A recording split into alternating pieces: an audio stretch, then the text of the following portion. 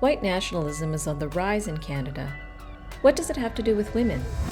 I'm Andrea Gunraj at the Canadian Women's Foundation. Welcome to All Right, Now What, a podcast from the Canadian Women's Foundation. We put an intersectional feminist lens on stories that make you wonder, why is this still happening? We explore systemic roots and strategies for change that will move us closer to the goal of gender justice. The work of the Canadian Women's Foundation and our partners takes place on traditional First Nations, Métis, and Inuit territories.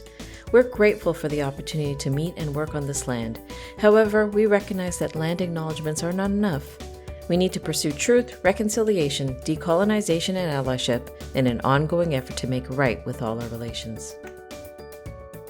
Navaid Aziz and Stephanie Carvin published Hate in Canada, a short guide to far-right extremist movements. It says far-right extremism is a form of ideologically motivated violent extremism, but one that is difficult to describe.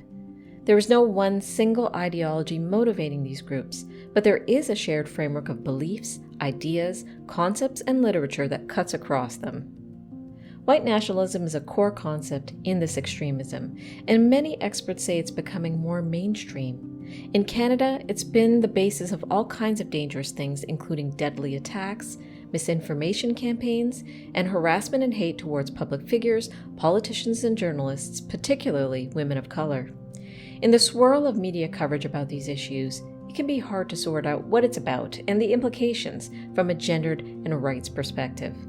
I spoke with Erica Ifill, whose analysis is so clarifying. Erica is a journalist, economist, and anti-racism expert. She founded Not in My Color, an intersectional business consultancy.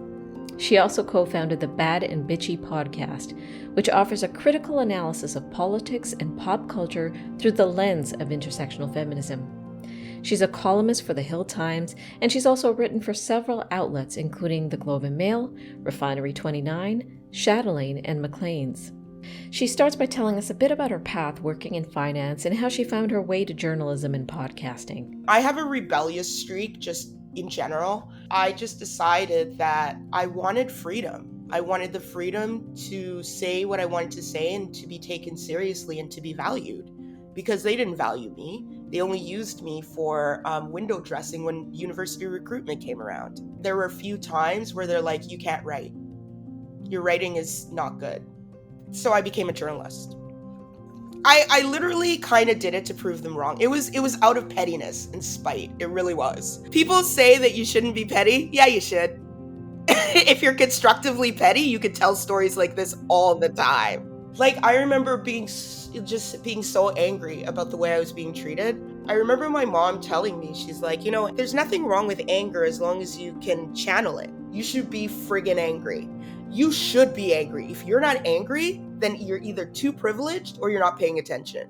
Stop telling women that they shouldn't be angry.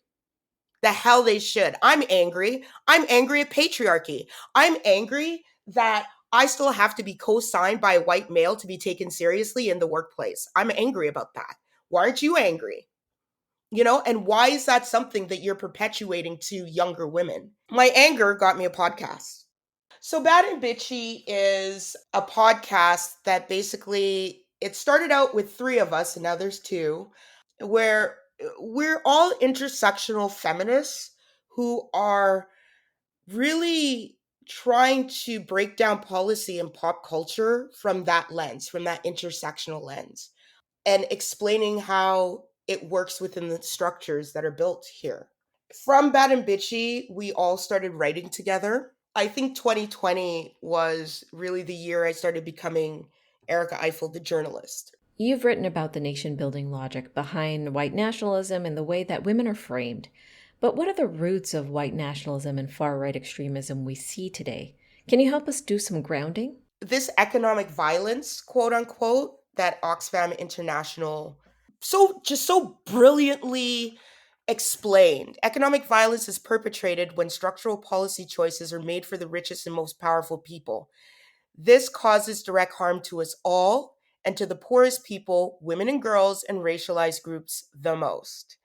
Inequality contributes to the death of at least one person every 4 seconds. In my sort of analytical world, I'm like, oh, this is clear because the pandemic showed all these divisions. I go back to like the 70s and 80s where you have this push towards supply side economics or supply side theory. The idea is that consumers will benefit from greater supplies of goods and services at lower prices and employment will increase. Every sort of economic policy until now has been, since I would say the mid 70s, when the oil crisis happened, to now, is some form of that. If you think about the too big to fail, for example, was the reason why we had to bail out banks. This idea that these companies are too big to fail. Well, once deregulation happened in the public sector and the private sector, you were going to get massive mergers and acquisitions because it's about power.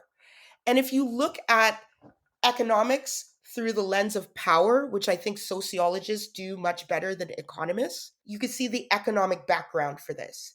The fact that we closed manufacturing and sent it overseas, and we had nothing for people in the middle or people in the working class.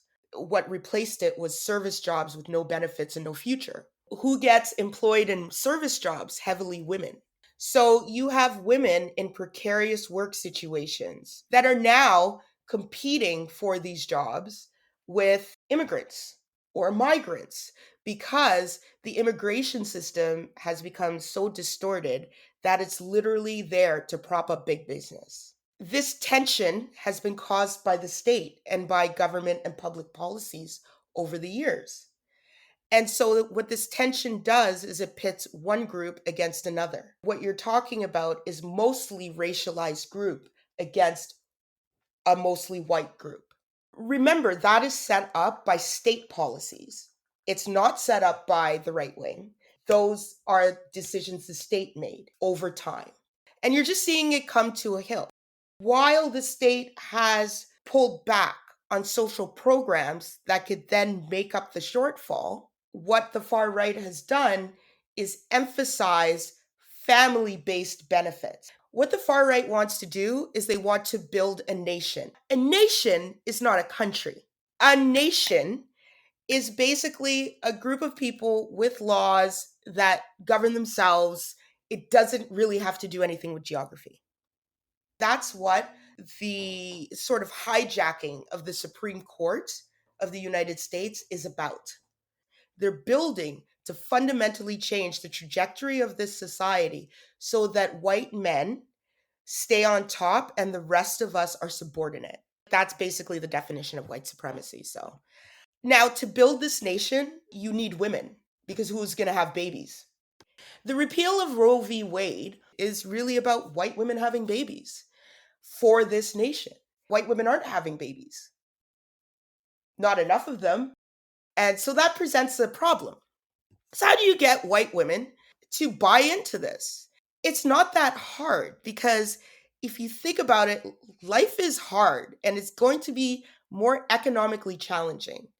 What you're going to see, sort of like this return to traditional values, basically what they're selling white women is hey, you'll be taken care of by the state because we're going to push through these family based, which is based on white Christian ideology, by the way, programs and policies. We're going to make sure that you have a husband to take care of you. And we're going to protect you from these immigrant masses. What you need to give us is your freedom. So when the economics becomes to the point where we have an affordability crisis, that question is going to be more stark for a lot of women. I literally have a picture of a truck at the convoy saying that it's not about vaccine mandates. Yet that's something the media kept pushing. No, not when you have people deep in the far right movement organizing this thing. Not when you see swastikas so freely displayed. Not when you see far right iconography easily displayed. You're the company you keep. This is just a tenet of living. Birds of a feather flock together. Show me your friends, I'll tell you who you are, kind of thing. But they have their hot tubs and they have their bouncy castles and they have their family fun. And that family fun is used to draw women in. Always remember the term family. If you're a single mother and you're struggling and you're trying to put food on your on the table, and all the government does is cut back on like ODSP, for example, in Ontario, or cut back on benefits, I could see how you would be susceptible. And what has feminism done to bridge that divide? Once neoliberal economic policies came in, feminism got corporate and it stopped caring about the working class. It definitely didn't care about racialized women. It left a lot of women behind. Feminism became a quest for powerful white women to gain more power vis-a-vis powerful white men. It left its working class roots when it came out of the streets and went into the boardroom. What can we do to counter the growth of white nationalism? They have a really good head start. They are organized. They have money. Where are all these left-wing foundations I keep hearing about? Yeah, I'm going to bring you into this. I have yet to hear the Canadian Women's Foundation reach out to Badabici and say, hey, how can we help you? How can we help you fight this? One of the biggest issues is money. You want to counter this? Well, you're going to have to build stuff digitally. I mean, we've been doing our part as much as we can, but we need all hands on deck. And we need the money to grow our sort of influence and our presence. We actually need, ironically, more money to give out more free content because we need to get paid too, because that's a lot of work. Because people are doing it off the side of their desk, they don't have time to reach out to others who are doing the same thing and form those networks and those connections that need to be formed across borders. This needs to be global. You go to America and people are already doing this work and they're talking about it. BIPOC women, especially women, are the ones have been fighting back. It is the feminists, the real feminists that have been fighting back. A, it's game time. B, we all have skin in this game. This is not a people of color problem to solve. All right, now what? We need to support feminist voices in traditional and new media to do what they do best. Speak truth to power and spotlight the uncomfortable, scary, and sometimes ignored trends that we don't always want to talk about. Erica's critique of philanthropic bodies is powerful and tough to take to heart. Those of us who aspire to boost human rights and democracy and civic participation in gender justice, like the Canadian Women's Foundation, need to aspire to do more to boost feminist creators and media makers. I'm thankful for the challenge and excited to explore rising to it. Stay tuned for our next episode, part 2 of this discussion on women and white nationalism. Please listen, subscribe, rate, and review this podcast and share it with others. If you appreciate this content, if you want to get in on the efforts to build a gender-equal Canada, please donate today at canadianwomen.org and consider becoming a monthly donor. And thank you for being tireless in your support for gender justice.